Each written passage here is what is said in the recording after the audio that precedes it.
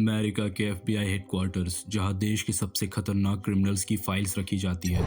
1960s में यहाँ एक ऐसा केस आया जिसने एफबीआई के सबसे एक्सपीरियंस्ड एजेंट्स को भी हैरान कर दिया। एक 16 साल का लड़का जिसने एयरलाइन पायलट बनकर दुनिया भर में उड़ान भरी, डॉक्टर बनकर हॉस्पिटल में काम किया, लॉयर बनकर कोर्ट में केस लड़े और इन सब के बीच $2.5 मिलियन का फ्रॉड कर डाला।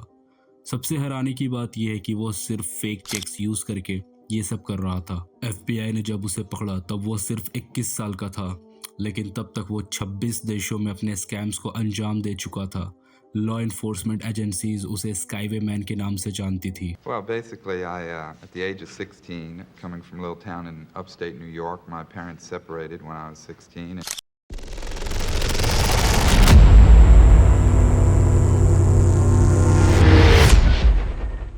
ये कहानी है फ्रैंक एबैगनेल की, एक ऐसा कॉन आर्टिस्ट कि जिसने बिना किसी डिग्री, बिना किसी ट्रेनिंग के दुनिया को ये दिखाया कि कॉन्फिडेंस और एक्टिंग से कुछ भी पॉसिबल है।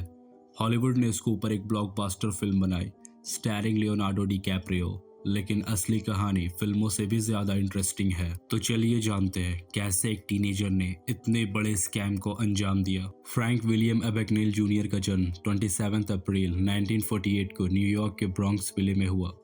उसके फादर फ्रैंक एबैगनेल सीनियर एक सक्सेसफुल बिजनेसमैन थे और इनकी माँ पॉलेट एक फ्रेंच वुमन थी। फ्रैंक के 3 सिबलिंग्स भी थे। फ्रैंक के बचपन में उनका परिवार काफी खुश और अमीर हुआ करता था। बड़े घर में रहते थे, गाड़ियां थी, सब कुछ था। लेकिन जब फ्रैंक 12 साल का था तब उसके पेरेंट्स के बीच प्रॉब्लम शुरू हो गई। उसके फादर्स के बिजनेस में लॉसेस आने लगी और फाइनेंशियल प्रॉब्लम्स बढ़ गई। 1960s में जब फ्रैंक 14 साल का था उसके पेरेंट्स डिवोर्स ले लेते हैं। ये फ्रैंक के लिए एक टर्निंग पॉइंट था। कोर्ट ने जब उससे पूछा कि वो माँ के साथ रहना चाहता है या फादर के साथ, फ्रैंक किसी को चूज नहीं कर पाया और वो घर से भाग गया। 16 साल की उम्र में फ्रैंक अकेला न्यूयॉर्क सिटी में था। उसके पास ना पैसा था, ना ही कोई परमानेंट जगह थी रहने के लिए। लेकिन फ्रैंक एक बहुत ही चालाक और चार्मिंग लड़का था। वो लोगों से बात करने में बहुत अच्छा था और उसकी पर्सनैलिटी ऐसी थी कि लोग उसकी बातों में आसानी से आ जाते थे। इसी दौरान फ्रैंक ने छोटी मोटी फ्रॉड करनी शुरू की। वो अपने फादर के क्रेडिट कार्ड यूज करता और पेट्रोल पंप पर फ्री पेट्रोल भराता। फिर वो पेट्रोल पंप के मालिक से कहता कि मुझे पेट्रोल नहीं चाहिए, कैश दे दो। इस तरीके से वो पैसे कमाता। लेकिन फ्रैंक को जल्द ही रियलाइज हुआ कि ये सब बहुत छोटा स्कैम है। उसके दिमाग में बड़ी प्लानिंग घूम रही थी। वो कुछ ऐसा करना चाहता था जिससे वो फेमस हो जाए, अमीर हो जाए और उसे रिस्पेक्ट मिले। फ्रैंक ने सबसे पहले एक सिंपल स्कैम डिस्कवर किया, फेक चेक्स। 1960s में टेक्नोलॉजी इतनी एडवांस नहीं थी।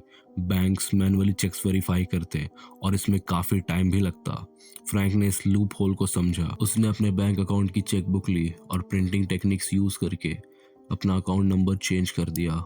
फिर वो दूसरी जगह चेक्स लिखता और जब तक बैंक को पता चलता फ्रैंक कहीं और होता। लेकिन फ्रैंक को एक प्रॉब्लम आई, उसकी उम्र काफ़ी कम थी। 16-17 साल का लड़का अगर इतनी बड़ी अमाउंट की चेक्स लिखेगा तो लोगों को शक होगा। इसलिए फ्रैंक ने सोचा कि उसे कोई ऐसी आइडेंटिटी चाहिए जिसमें लोग ब्लाइंडली ट्रस्ट करें। तब उसके दिमाग में एक आइडिया आया, एयरलाइन पायलट। क्यों? क्योंकि उस जमाने में पायलट को बहुत रिस्पेक्ट दी जाती थी। उन्हें वीआईपी ट्रीटमेंट मिलता था, होटल्स में फ्री रूम्स, रेस्टोरेंट्स में डिस्काउंट्स और सबसे इम्पोर्टेंट, बैंक्स भी उन पर ब्लाइंडली ट्रस्ट करते थे। फ्रैंक ने पैन अमेरिकन वर्ल्ड एयरवेज के पायलट बनने का प्लान बनाया, लेकिन उसके पास ना ही यूनिफॉर्म थी, ना लाइसेंस, ना ही कोई फॉर्मल ट्रेनिंग। सबसे पहले उसने पैन अमेरिकन कंपनी को फ़ोन किया और बोला कि वो एयरलाइंस पर स्कूल प्रोजेक्ट कर रहा है। उसने उनसे पूछा कि पायलट्स की यूनिफॉर्म कहाँ मिलती है, कैसे दिखती है और पायलट आईडी कार्ड कैसा होता है। कंपनी के लोगों ने सोचा कि ये एक स्टूडेंट है, इसलिए उन्होंने सारी डिटेल्स बता दी।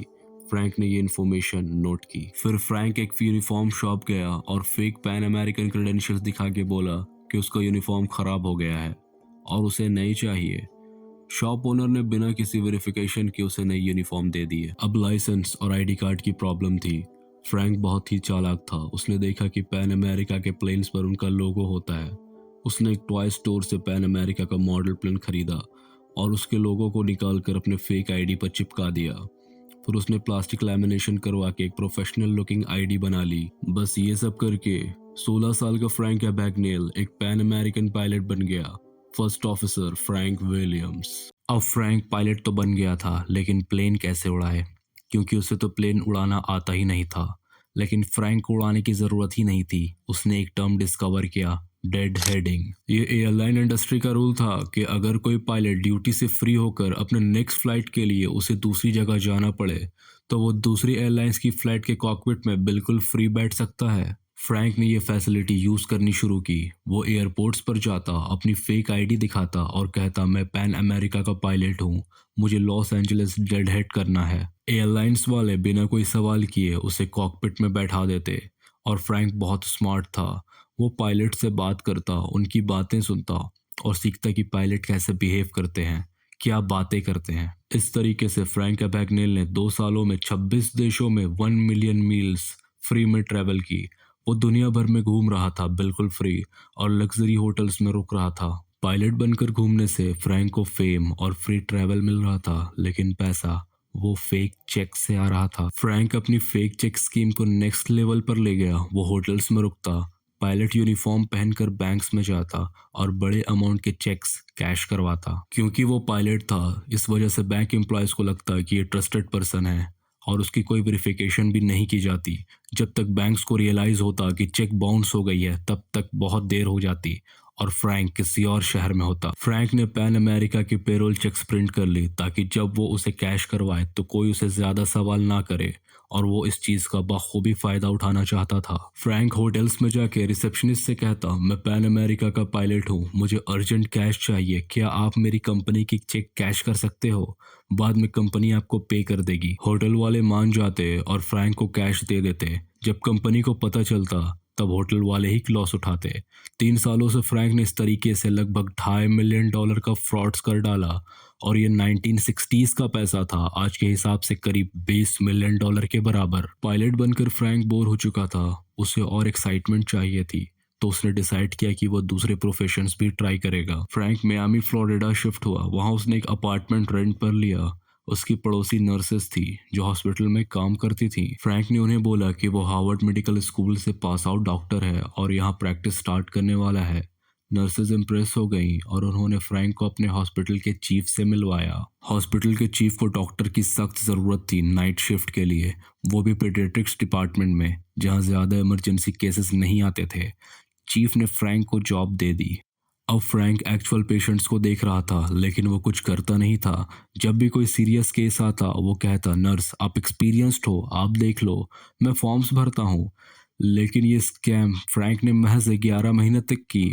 फिर उसे डर लगने लगा कि कहीं कोई मेडिकल इमरजेंसी ना आ जाए जिसमें रियल डॉक्टर की ज़रूरत हो, तो उसने ये प्रोफेशन छोड़ने का डिसाइड किया। फ्रैंक ने डिसाइड किया कि अब वो लॉयर बनेगा। उसने खुद को हार्वर्ड लॉ स्कूल ग्रेजुएट बताया और फेक क्रेडेंशियल्स बना के बार एग्ज़ाम में पार्टिसिपेट किया, जो कि लॉयर बनने का एग्ज़ाम होता है, और उसे पास करके सर्टिफिकेट हासिल कर ली। इसके बाद वो एक लॉ फर्म में जूनियर लॉयर की तरह काम करने लगा। सच ये कि फ्रैंक ने लॉ की किताबें रात भर पढ़कर बेसिक नॉलेज ले ली थी, और वो कोर्ट में इतने कॉन्फिडेंस से बात करता कि किसी को उस पर शक भी नहीं होता। लेकिन ऐसे तो कोई भी नहीं बच सकता। बैंक्स को जल्दी रियलाइज होने लगा कि बहुत सारे फेक पैन अमेरिकन चेक्स आ रही हैं।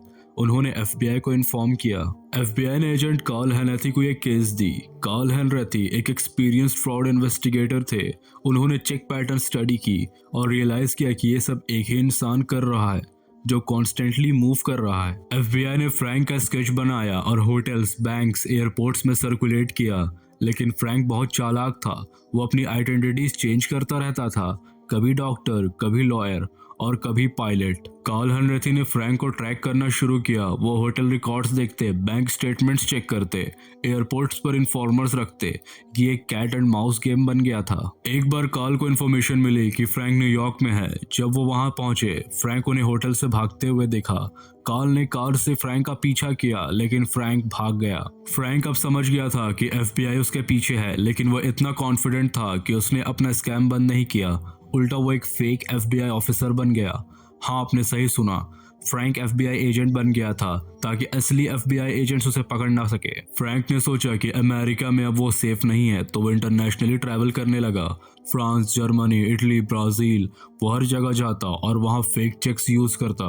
यूरोपियन बैंक्स उसे समझ नहीं पा रहे थे क्योंकि उन्हें अमेरिकन बैंकिंग सिस्टम की उतनी नॉलेज नहीं थी।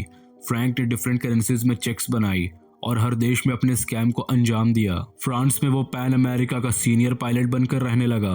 वो पेरिस के लग्जरी होटल्स में रुकता, एक्सपेंसिव रेस्टोरेंट्स में खाना खाता और अपनी फेक आइडेंटिटी एंजॉय करता। इंटरपोल यानी इंटरनेशनल पुलिस ने भी अब फ्रैंक को ट्रैक करना शुरू कर दिया, लेकिन फ्रैंक हमेशा एक कदम आगे रहता था। लेकिन हर गेम का एक एंड होता है। 1969 में जब फ्रैंक 21 साल का था, एक दिन फ्रांस की पुलिस को टिप मिली कि एक वांटेड अमेरिकन क्रिमिनल मॉन्टपेलर सिटी में छुपा हुआ है। फ्रेंच पुलिस ने होटल पर रेड मारी। फ्रैंक ने भागने की कोशिश की, लेकिन इस बार वो फेल हो गया।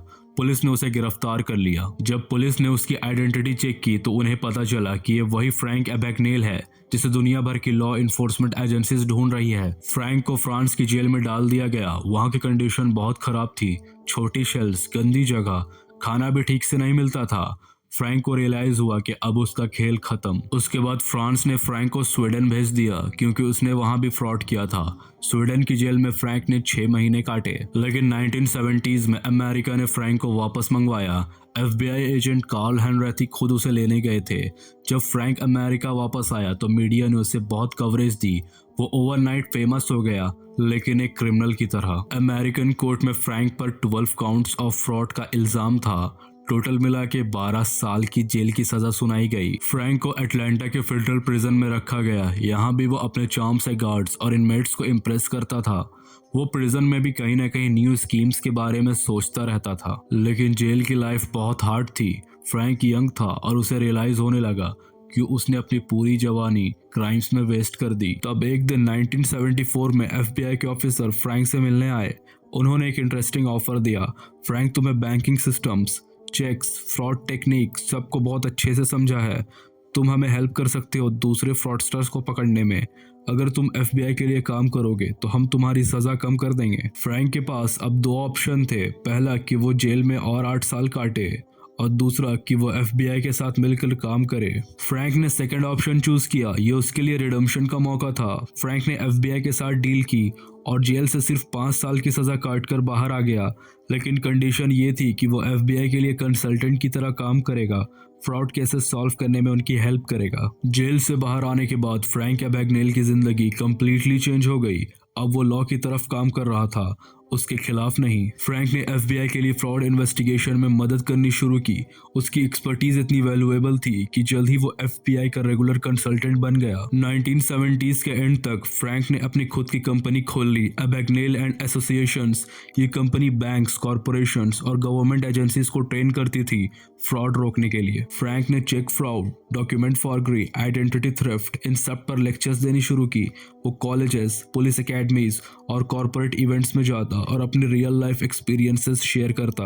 इंटरेस्टिंग बात यह थी कि जो टेक्निक्स फ्रैंक ने क्राइम्स करने के लिए यूज की थी, वही टेक्निक्स अब वो दूसरों को बताता ताकि वो अपने आप को फ्रॉडस्टर्स से बचा सके। फ्रैंक एबैग्नेल की कहानी इतनी मशहूर हो गई कि 1980s में उसने अपनी ऑटोबायोग्राफी लिखी, catch me if you can. ये बुक इतनी पॉपुलर हुई कि 2002 में स्टीवन स्पिलबर्ग ने उसके ऊपर एक फिल्म बनाई। लियोनार्डो डिकैप्रियो ने फ्रैंक का रोल प्ले किया और टॉम हैंक्स ने FBI एजेंट कार्ल हेनरेथी का। फिल्म ब्लॉकबस्टर रही। आज फ्रैंक एबैग्नेल 77 साल के हैं और वो आज भी एक्टिव हैं। उन्होंने 40 साल से भी ज़्यादा FBI के साथ काम किया। उन्होंने 3 बुक्स लिखी, फ्रॉड प्रिवेंशन, और वो दुनिया भर में सेमिनार्स देते हैं। फ्रैंक की एक्सपर्टीज इतनी रिस्पेक्टेड है कि फॉर्च्यून 500 कंपनीज उन्हें हायर करती है अपने सिक्योरिटी सिस्टम्स को चेक करने के लिए। बैंक्स उन्हें कंसल्टेंसी फीस मिलियंस में पे करती है। आयरनी यह है कि जिस फ्रैंक ने कभी बैंक्स को स्कैम किया था, आज वही बैंक्स उसकी एडवाइस सुनती है। फ्रैंक एबैग्नेल की कहानी से कई लेसन्स मिलते हैं। पहला, इंटेलिजेंस का गलत यूज। फ्रैंक इतना इंटेलिजेंट था कि अगर वो सही रास्ते पर लगता तो शुरू से ही सक्सेसफुल हो जाता, लेकिन उसने शॉर्टकट्स चूज किया। दूसरा, बदलाव मुमकिन है। फ्रैंक ने प्रूव कर दिया कि अगर इंसान सच में चेंज होना चाहे तो वो अपने पास से ऊपर उठ सकता है। तीसरा, कॉन्फिडेंस और एक्टिंग। फ्रैंक की सबसे बड़ी स्ट्रेंथ है उसका कॉन्फिडेंस। वो जिस भी रोल में आता पूरी तरह से उस रोल को जीता, तभी तो लोग उस पर ब्लाइंडली ट्रस्ट कर लेते थे। ये थी फ्रैंक एबैग्नेल की कहानी। एक ऐसा इंसान जो दुनिया का सबसे फेमस कॉन आर्टिस्ट से बन गया एक रिस्पेक्टेड सिक्योरिटी कंसल्टेंट। तो दोस्तों, कैसी लगी आपको ये कहानी? कमेंट में ज़रूर बताएं। मिलते हैं अगले वीडियो में।